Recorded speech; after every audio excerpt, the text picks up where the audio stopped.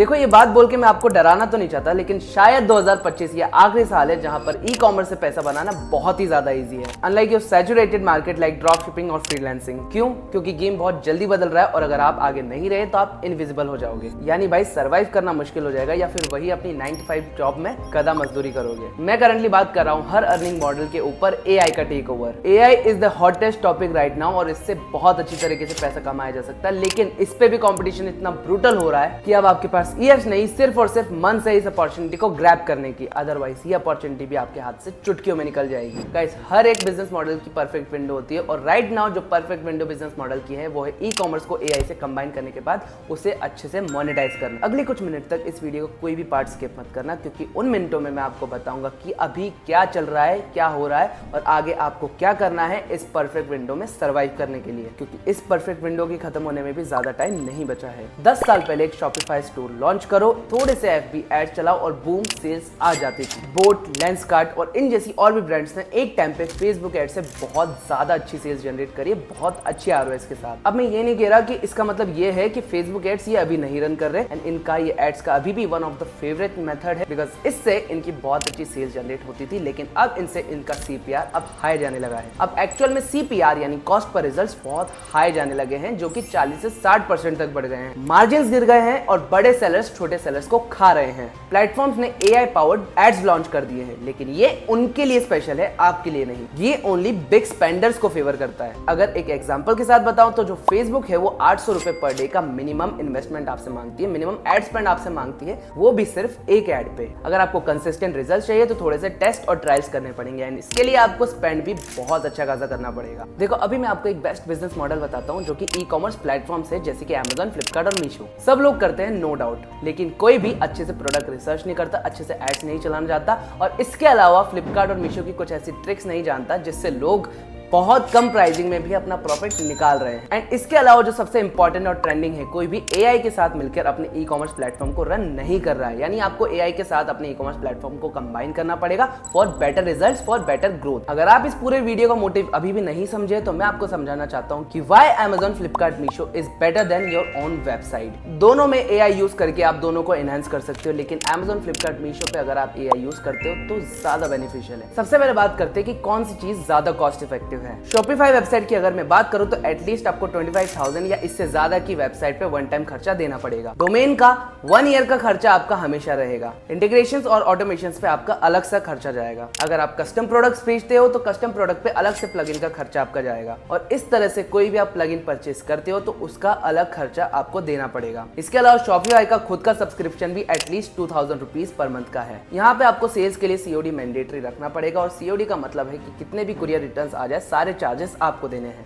और एक सीओडी पे अगर कस्टमर एक्सेप्ट नहीं करता है तो आपके चार्जेस अप टू 80 रुपीज होते हैं। और पूरा अगर मैं एक डेटा उठा के देखूं तो एवरेज 40% का कुरियर रिटर्न होता है वेबसाइट्स में। हर मंथ एक ही प्रोडक्ट पे आपको 4 से 5 क्रिएटिव्स के लिए खर्चा करना पड़ेगा, जो कि at least 2 to 3,000 rupees video creative का आपको देना पड़ेगा। 4 का मतलब हो गया मंथ में 12,000। मिनिमम एड स्पेंड रिकमेंड कितना करता है मेटा आपको पता है? मिनिमम 800 रुपीज, वो भी सिर्फ एक क्रिएटिव के, यानी कि एक एड चलाने के वो आपको 800 रुपए मिनिमम सजेस्ट करता है। अगर आपको और टेस्ट एंड ट्रायल्स करने हैं तो 800 इंटू 4 200 रुपीज पर डे का आपको लगाना पड़ेगा टेस्ट एंड ट्रायल्स करने के लिए। सोचो महीने का कितना हुआ। लेकिन इस पे भी आपका पैसा खत्म होने को रुकता नहीं है, आपको 2 से 3 रुपए पर कस्टमर को व्हाट्सएप मैसेज पे रिडायरेक्ट करने के लिए देना पड़ता है। वेबसाइट को रेगुलर बेसिस पे अपडेट रखने के लिए ब्रांड अवेयरनेस कैंपेन भी चलाने पड़ते हैं। वेबसाइट में डोमेन का पैसा खर्च करना पड़ता है। वेबसाइट को रैंक करवाने के लिए डेली ब्लॉग्स पेस्ट करवाने पड़ते हैं, जो कि अलग से आपको बंदा रखना पड़ेगा और उसमें ब्लॉग्स का डेली आपको अपडेट करना पड़ेगा। एंड इसके अलावा भी बहुत सारे खर्चे। वहीं अगर मैं ई कॉमर्स प्लेटफॉर्म्स की बात करता हूँ कि वो कितना कॉस्ट इफेक्टिव है, तो सबसे पहला यहाँ पर आपका स्टोर क्रिएट करने का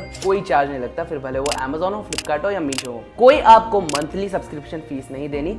जब भी आपका ऑर्डर आता है सिर्फ उसी पे कमीशन खाया जाएगा। एंड इसमें भी एक ट्विस्ट है, अगर आपका प्रोडक्ट Amazon में 299 से नीचे है तो आपको कोई कमीशन ही नहीं देना। मीशो में भी कोई कमीशन नहीं है और फ्लिपकार्ट में बहुत नॉमिनल कमीशन है। कुरियर रिटर्न चार्जेस, जहां पर वेबसाइट को आपको अप टू 80 रुपीज देने पड़ते थे, यहाँ पे आपको कुरियर रिटर्न पे कोई चार्जेस नहीं है, यानी आपका 1 रुपया भी नहीं कटेगा अगर कुरियर रिटर्न चार्जेस आपको लगते हैं तो। मिनिमम एड स्पेंड की बात करूं तो Amazon रिकमेंड करता है सिर्फ 200 रुपीज पर डे एक एड पे। फ्लिपकार्ट में भी लगभग इतना ही, और मीशो पे तो मैं खुद रिकमेंड नहीं करता कि आप एड स्पेंड करो। वहीं पे अगर मैं बात करूँ तो ग्लिचेस और बग्स की, तो सारे ग्लिचेस और बग्स ये प्लेटफॉर्म से आपको रिमूव करके देते हैं। कोई शिपिंग का इफेक्ट आ जाता है तो वो ही यही बेयर करके देते हैं। फास्ट शिपिंग ये आपको प्रोवाइड करते हैं नॉमिनल चार्जेस में, जहां पर आपको शिपिंग देनी पड़ती है 80 से 100 रुपए। यहाँ पे फिक्स फीस होती है 65 रुपीज आपके शिपिंग पार्टनर की। और मीशो पे तो कुछ ऐसी ट्रिक्स हैं जिसमें आप लीस्ट टू लीस्ट 34 रुपए तक भी शिपिंग दे सकते हैं अंडर 500 ग्राम पे। अगर आप कस्टम प्रोडक्ट सेल करते हो तो इसका भी कोई प्लगइन चार्ज अमेज़न आपसे नहीं लेता है। कस्टम प्रोडक्ट्स किसी को चाहिए तो उसका पूरा का पूरा प्लगइन ये आपको फ्री में देता है। I am not saying guys कि आपको वेबसाइट नहीं बनाना चाहिए, लेकिन वेबसाइट बनाने से पहले आपको सबसे पहले ई कॉमर्स प्लेटफॉर्म पे एक ट्राई मारना चाहिए, ताकि आपको पता लग जाए आपकी ब्रांड की क्या वैल्यू है और वो कितनी सेल्स कर सकती है। अब पता है इतना सब कुछ होने के बाद भी ये इतना ईजी नहीं है कि आप ई कॉमर्स पे अपना बिजनेस बहुत जल्दी और ईजिली एस्टैब्लिश कर लो। बट जैसा कि मैंने आपको बताया कि एआई के थ्रू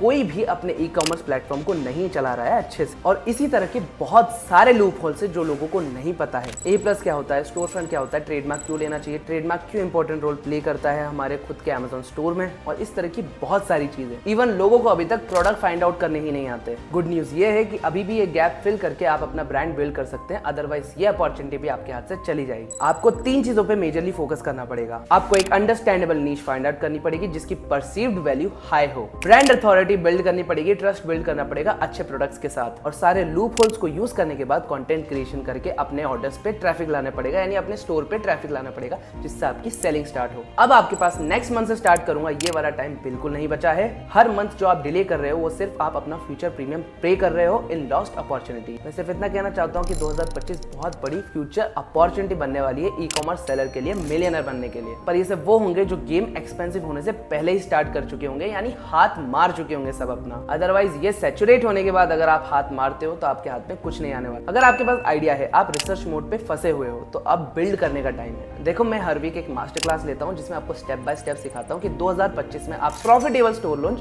कैसे कर सकते हैं और कैसे इन पॉसिबिलिटीज को फुलफिल करके 2026 तक आप अपना फ्यूचर सिक्योर कर सकते हो। मास्टर क्लास को ज्वाइन करने के लिए नीचे मैंने डिस्क्रिप्शन में लिंक दिया हुआ है, वहां पर जाके आप डायरेक्टली ज्वाइन कर सकते हो। एंड गाइस इसे याद से बुक कर लो और वहां प्रेजेंट रहो, आपका 2026 वाला वर्जन आपको याद रखेगा।